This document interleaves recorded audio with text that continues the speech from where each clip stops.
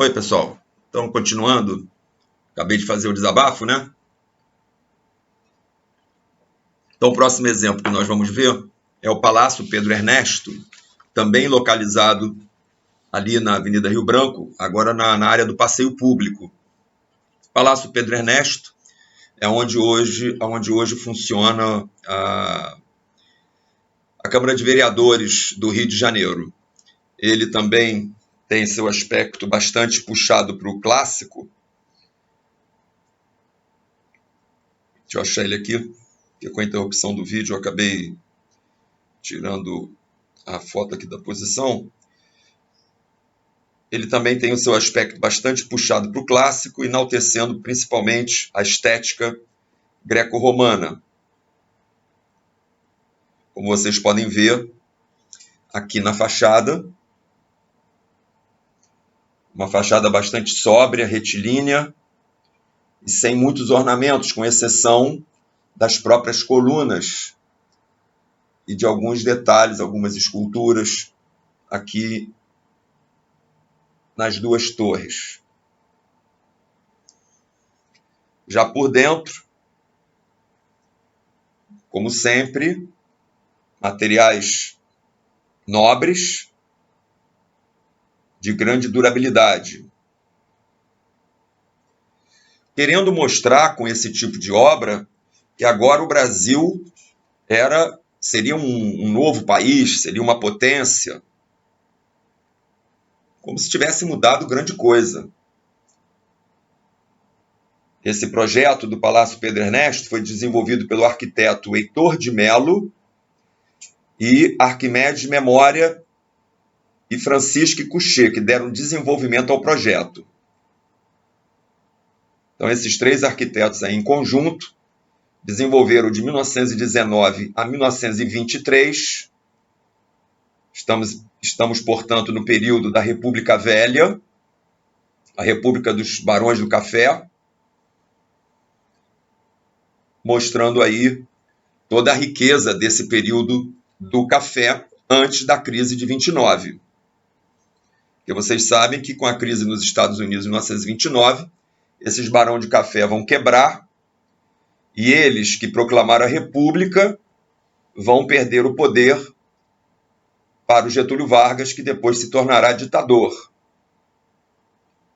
Aqui alguns arremates, alguns ornamentos dessa arquitetura do Palácio Pedro Ernesto, atual Câmara de Vereadores do Rio de Janeiro.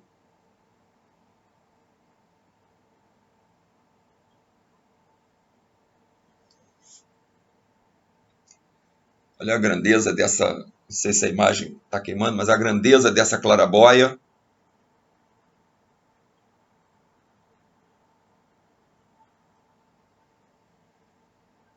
Com a sua pintura. Aqui uma abóbada de berço.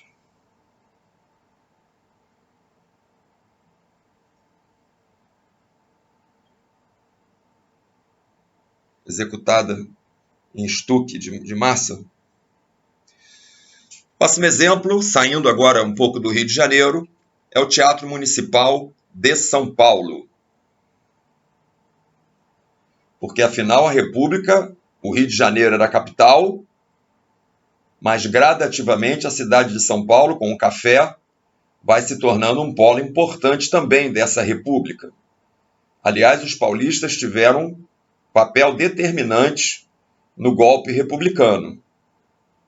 Esse projeto de Ramos de Azevedo e Cláudio Rossi foi desenvolvido entre 1903 e 1911. Teatro Municipal de São Paulo.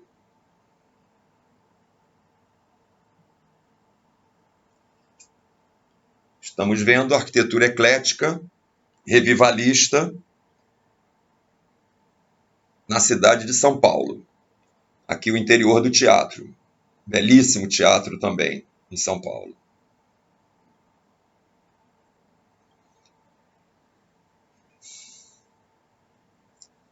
Mais um detalhe do interior.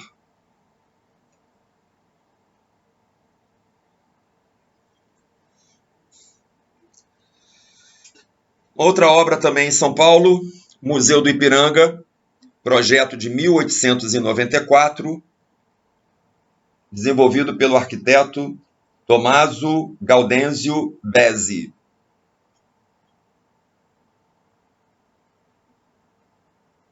Esse Museu do Ipiranga, ele foi construído numa forma vamos dizer assim, de firmar o local onde Dom Pedro I teria dado o grito de Ipiranga. E o que poderia ter sido apenas um monumento, resolveram construir praticamente uma cópia, uma réplica, em certo sentido, da Quinta da Boa Vista. Uma coisa meio que inusitada, desnecessária, já que ali não morava ninguém. Diferentemente da Quinta da Boa Vista, que era o palácio da família imperial brasileira. Era a casa, era a residência da família imperial brasileira. Aqui fizeram quase como uma réplica, pelo menos algo muito inspirado na Quinta da Boa Vista, apenas para marcar o local onde estaria, por acaso, Dom Pedro I durante a viagem que fazia de São Paulo para Santos.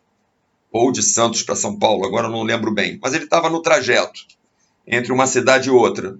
E ali, junto ao Riacho Ipiranga, teria recebido a famosa carta de José Bonifácio e da mulher dele, Dona Leopoldina. Então, ali, ele teria dado o grito de Ipiranga. Daí essa homenagem e essa tentativa de trazer o fato histórico para São Paulo, porque até então todos os fatos históricos, praticamente, aconteciam no Rio de Janeiro, por ser a capital. Inclusive da República, até 1960, quando há então a transferência da capital do Rio de Janeiro. Aqui os Jardins, lembrando, em ponto menor, a Quinta da Boa Vista. Mas, de qualquer maneira, o Museu do Ipiranga, também no estilo eclético. Aqui o seu interior, lembrando muito mesmo o que a gente encontra aqui na Quinta da Boa Vista.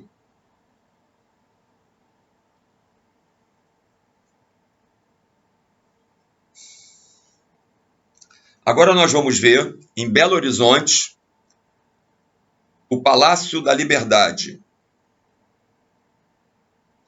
O Palácio da Liberdade, sede do governo mineiro, também desenvolvido em 1897 pelo arquiteto José de Magalhães, entre o ano de 1897 e 1898, é o desenvolvimento dessa obra. Palácio da Liberdade. Você vê que o ecletismo ele foi se espalhando pelo Brasil como uma demonstração do poder do novo regime político, no caso, a República.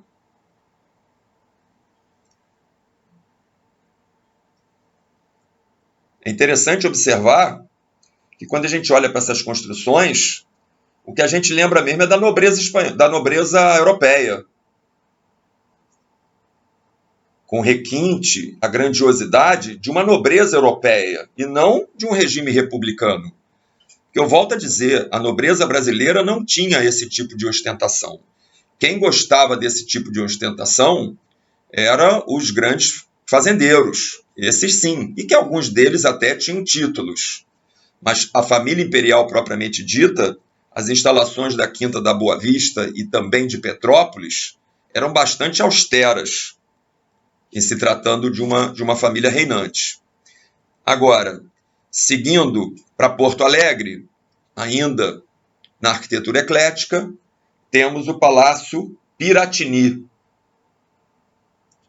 também sede do governo. Palácio Piratini, obra desenvolvida pelo arquiteto Maurice Gras, de 1909 a 1921. Arquiteto Maurice Gras.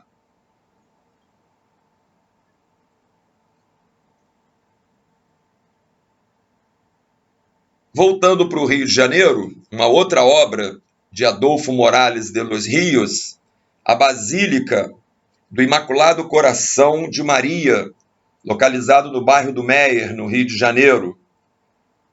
Projeto esse desenvolvido em 1915, onde há aqui uma mescla, podemos dizer, de características da arquitetura românica, mas também entrelaçada com características bastante orientais,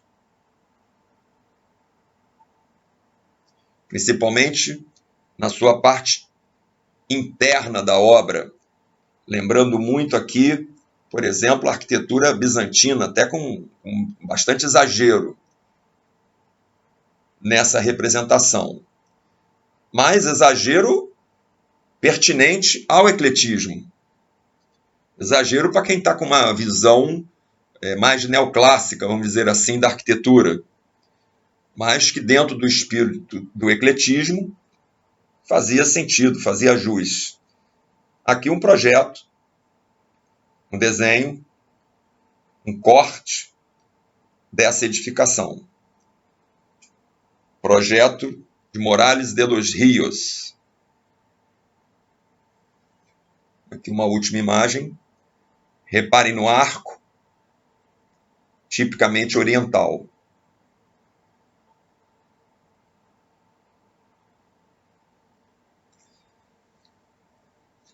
Voltando a São Paulo, a Catedral Metropolitana daquela cidade. Bem dando uma ideia de gótico, né? Podemos, sempre que você tem uma construção dentro do ecletismo, aonde um determinado estilo se impõe, como é o caso dessa aqui, que você olha para essa igreja, imediatamente você acha que é uma igreja gótica. Só que como ela está sendo feita no século XX, durante o ecletismo, a gente chama então de neogótico. Podemos chamar, é comum se utilizar neogótico, neorromânico. Esses dois estilos, neorromânico e neogótico, e também neomourisco, como nós vamos ver mais adiante. São estilos em que a gente, apesar de serem ecléticos, a gente usa também essa outra nomenclatura. Neorromânica, como por exemplo, eu não tenho a imagem aqui, mas como por exemplo a catedral lá de Nossa Senhora Aparecida, a Basílica de Nossa Senhora Aparecida, ela é neorromânica, porque ela é construída, baseada na arquitetura românica, só que no século XX. Essa catedral metropolitana de São Paulo, ela é tida como neogótica. Projeto do arquiteto Maximilian Emil. Projeto esse desenvolvido em 1913. Reparem que as datas oscilam efetivamente do final do século XIX até mais ou menos os anos 30 do século XX. O interior da catedral.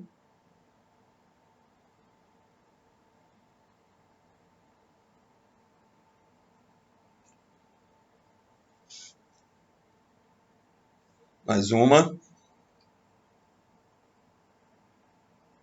Repare os arcos ogivais, remetendo ao gótico. Colunas, remetendo à ordem coríntia, mas é claro que estilizada. Guarda-corpo em madeira. Pisos em pedra.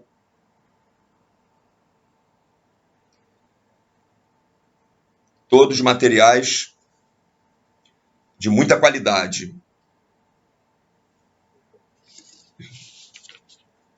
Próximo exemplo, agora, vocês viram aqui, por exemplo, até agora eu mostrei para vocês edificações públicas, de caráter público e religiosas. Agora, apresentei ali acho que 2 igrejas no âmbito religioso, onde a arquitetura eclética também se fez presente.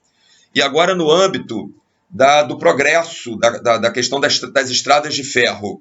Então nós temos essa estação ferroviária na cidade de Vassouras, no Rio de Janeiro. A cidade de Vassouras era uma das cidades mais ricas no momento do café.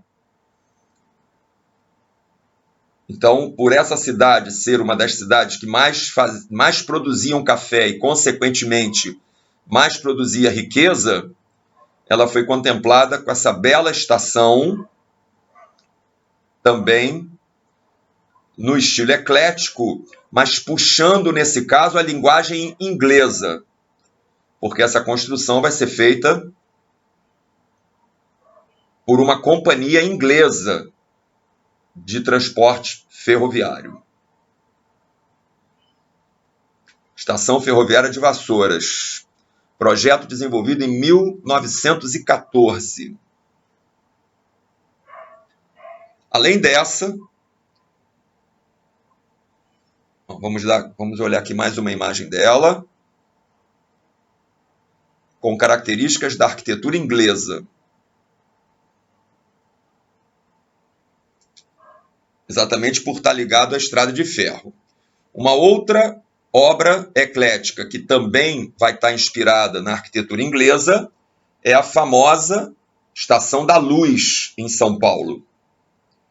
Projeto esse desenvolvido em 1901 pelo arquiteto Charles Henry Driver. Esse arquiteto inglês fazia parte dos quadros de funcionários dessa empresa inglesa de transporte ferroviário, e ele então desenvolve o projeto da Estação da Luz. Nessa edificação funciona também o Museu da Língua Portuguesa, que apesar do incêndio que houve lá, não sei se já retornou, mas em algum momento, se não retornou, em algum momento vai retornar o Museu da Língua Portuguesa. Aqui mais um exemplo da Estação da Luz, mais uma imagem da Estação da Luz. Mais uma vez o relógio, e aqui fazendo uma referência, né, ao Big Ben, ao famoso relógio inglês, nessa estação projetada por um arquiteto inglês. E é claro que o relógio tem tudo a ver com as partidas dos trens, para que as pessoas controlem o seu horário. Aqui uma visão noturna do conjunto, mostrando toda a sua beleza plástica e formal.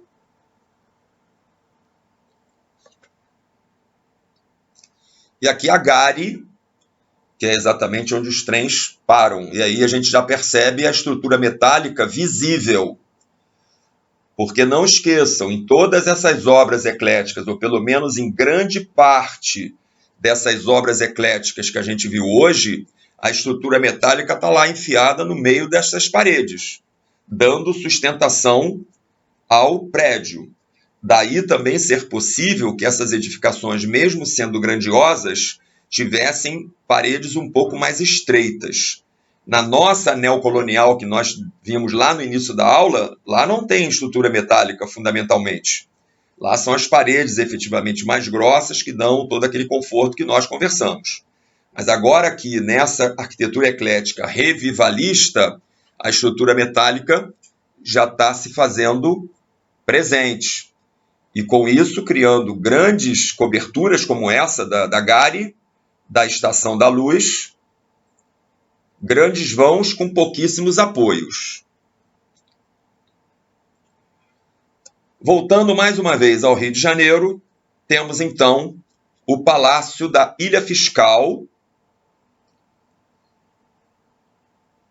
que vai se inspirar no estilo gótico e também com detalhes da arquitetura conhecida como arquitetura manuelina, por conta de características marítimas da arquitetura desenvolvida em Portugal ao longo do reinado de Dom Manuel, o rei cujo período em que ele reinou, o Brasil foi descoberto. Então, esse palácio da Ilha Fiscal, ele remete a uma semelhança à Torre de Belém, né, que seria o posto que o fiscal, posto para os navios pararem e pagarem os impostos das suas mercadorias que estão sendo trazidas. Então, o arquiteto Adolfo José Del Vecchio foi orientado por Dom Pedro II a projetar uma obra que dignificasse a chegada ao Brasil, mas que não atrapalhasse a beleza da Serra dos Órgãos, que ele ficasse de uma determinada forma, que ele pudesse ser contemplado sem estragar a visão da paisagem. Então está aqui o interior desse palacete, que é o Palácio da Ilha Fiscal.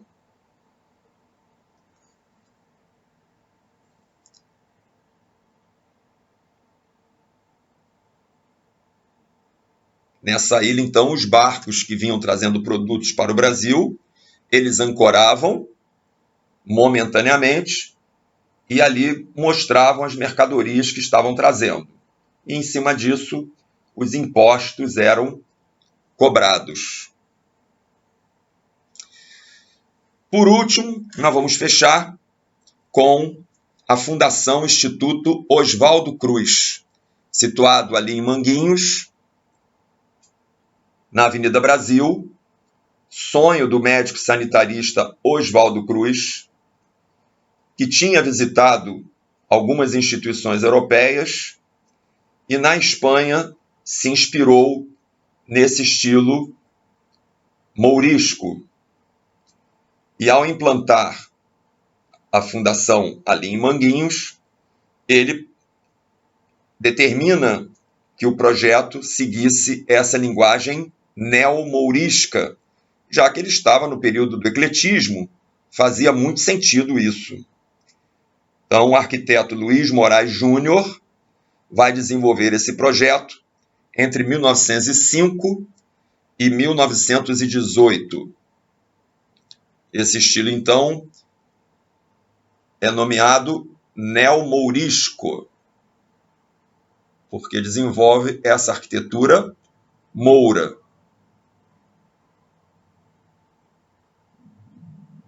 Essa arquitetura oriental. Aqui o interior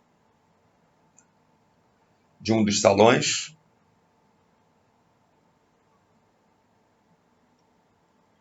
Um dos ambientes de pesquisa. Aqui um detalhe da escada e do guarda-corpo em serralheria, mostrando a grandiosidade desse projeto. Ok, minha gente. Hoje a gente fica por aqui. Vimos, então, o ecletismo no Brasil. E na próxima aula a gente dá prosseguimento, então, aos nossos estudos. Continuem se cuidando. Um beijo para todos, tá bom? Tchau, tchau. Até a próxima.